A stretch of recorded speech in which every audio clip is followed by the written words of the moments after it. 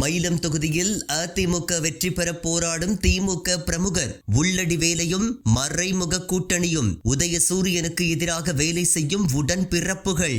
AIADMK CV. Shanmugam திமுக செஞ்சி மஸ்தானோடு கைகோர்த்து உள்ளடி வேலையை மயிலம் தொகுதியில் செய்து வருவதாக கூறப்படுகின்றது. திமுகவின் எதிரி மோடி என்றால் மயிலம் தொகுதியில் மோடி மஸ்தான் வேலையை செஞ்சி மஸ்தான் காட்டி வருகின்றார். விழுப்புரம் தொகுதியில் 2 முறை வெற்றியை தொடர்ந்து ருசித்த அதிமுக முன்னாள் அமைச்சர் சி.வி. சண்முகத்தை கடந்த 2021ஆம் ஆண்டு சட்டமன்ற தேர்தலில் திமுக வேட்பாளர் லக்ஷ்மணன் தோற்கடித்தார். தமிழகத்தில் நடைபெறவுள்ள சட்டமன்ற தேர்தலில் விழுப்புரம் தொகுதியில் போட்டியிட்டால் தோல்வியை தழுவி விடுவோம் என்பதாலும் இந்த முறை சட்டமன்ற உறுப்பினராக வேண்டும் என்ற கட்டாயத்தாலும் ஒரே குறிக்கோளுடன் விழுப்புரம் தொகுதியில் போட்டியிடும் எண்ணத்தை சி.வி. சண்முகம் கைவிட்டுள்ளார். அதற்கு பதிலாக மயிலம் தொகுதியில் சி.வி. சண்முகம் களம் காணவிருப்பதாக கூறப்படுகின்றது. இதற்காக கடந்த 1 வருடமாக மயிலம் தொகுதியில் அதிமுக நிர்வாகிகள் மூலம் சி.வி. சண்முகம் தேர்தல் பணிகளை செய்து வருகின்றார். மயிலம் தொகுதி வன்னியர்களையும் பட்டியலின சமூகத்தை சேர்ந்தவர்கள்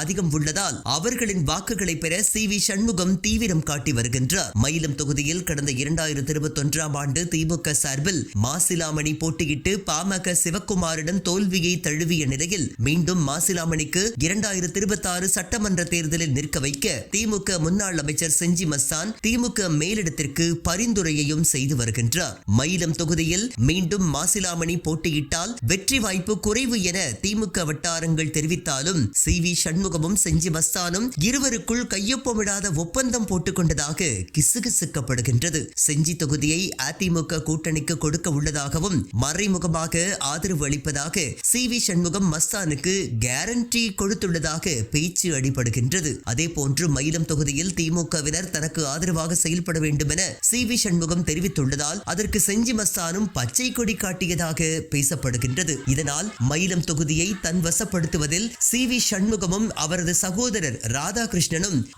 மாதம் கட்சி பாகுபாடு இல்லாமல் வாரி இறைக்க வேண்டியதை கணக்கு பார்க்காமல் தாராளமாக வழங்கி வருவதாக கூறப்படுகின்றது. மயிலம் தொகுதியில் வன்னியர் சமூகத்தை சேர்ந்த செஞ்சி சிவாவிற்கு அதிக பலம் உள்ளதால் செஞ்சி சிவாவை நிற்க வைக்க கூடாது என மஸ்தான் தெளிவாக இருக்கின்றார். மயிலம் தொகுதியில் செஞ்சி சிவா போட்டியிட்டால் கட்டாயம் சி.வி. சண்முகத்தின் வெற்றி கேள்விக்குறிதான். ஆனால் மாசிலாமணி போட்டியிட்டால் எளிதாக சி.வி. சண்முகம் வென்று விடுவார். மாசிலாமணி வெற்றி பெறுவது கடினம் என்று திமுகவினரே தெரிவிக்கும் நிலையில் மாசிலாமணியை மயிலம் தொகுதியில் போட்டியிட வைக்க செஞ்சி மஸ்தான் ஒற்றை காலில் நிற்கின்றார். எது எப்படியோ மயிலம் தொகுதியில் செஞ்சி சிவா போட்டியிட்டால் மட்டுமே திமுகவின் வசமாகும். இல்லையெனில் அதிமுக சி.வி. சண்முகம் எளிமையாக வெற்றி பெற்றிடுவார் என்று குமுறும் திமுகவினர் இதை எப்பாடுபட்டாவது அறிவாலய தலைமைக்கு கொண்டு செல்ல வேண்டுமென கங்கணம் கட்டியவாறு சுற்றுகின்றனர்.